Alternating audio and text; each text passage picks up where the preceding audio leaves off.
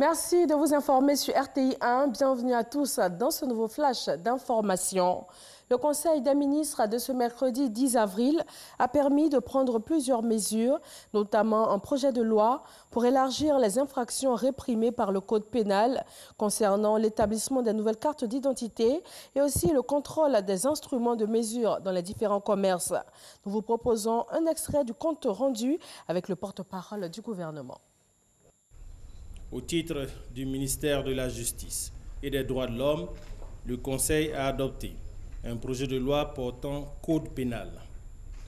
Ce projet de code propose un nouveau dispositif répressif à la hauteur des exigences actuelles de sécurité et de préservation de la paix sociale dans notre pays. Dans cette perspective, le projet de code abroge toutes les dispositions ne présentant plus une pertinence avérée en raison de leur caractère obsolète ou en raison de leur prise en compte par des textes spéciaux. En outre, il modifie la formulation de certains dispositifs de sorte à simplifier la compréhension et l'application de la loi pénale. En conformité avec les instruments juridiques internationaux, il intègre des infractions nouvelles telles que le crime d'agression prévu par le statut de Rome et les actes de torture ainsi que les traitements cruels, inhumains ou dégradants prévus par la Convention contre la torture.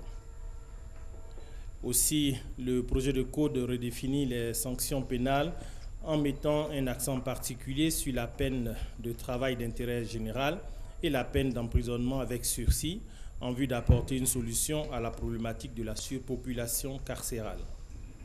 Le président égyptien Abdel Fattah al-Sisi entame aujourd'hui mercredi une visite officielle en Côte d'Ivoire. Elle fait suite à celle du président ivoirien en Égypte en 2017. Les relations entre les deux pays se déroulent particulièrement bien, autant sur les plans économiques que diplomatiques. Cette visite du président égyptien en Côte d'Ivoire va permettre d'explorer de nouveaux axes de coopération. Après l'hommage de la communauté scientifique et celui des institutions, les enfants des écoles du district d'Abidjan célèbrent Bernard Dadier, disparu à l'âge de 103 ans. Récital, chant, découverte des œuvres de Dadier, les tout-petits ont fait le tour de la riche production littéraire de Bernard Dadier, notant que l'inhumation de l'homme aura lieu ce vendredi 12 avril. Voilà 5 jours successifs que des milliers de Soudanais manifestent devant le quartier général de l'armée. Ils appellent le chef de l'État à démissionner et demandent aux militaires de les rejoindre. Dans le même temps, les États-Unis, la Grande-Bretagne et la Norvège, via leurs ambassades à Khartoum, ont fait part de leur inquiétude et appellent à un transfert pacifique du pouvoir. Le président par intérim de l'Algérie annonce que des élections vont se tenir dans 90 jours, comme le veut la Constitution. Abdelkader Ben Salah va constituer une commission chargée de l'organisation de ce scrutin présidentiel qu'il annonce transparent et régulier. En tant que chef de l'État par intérim, ses pouvoirs sont très limités. Il n'a ni le droit de procéder à un remaniement, ni celui de dissoudre l'Assemblée nationale. Il n'a pas le droit non plus d'être candidat à cette élection présidentielle à venir.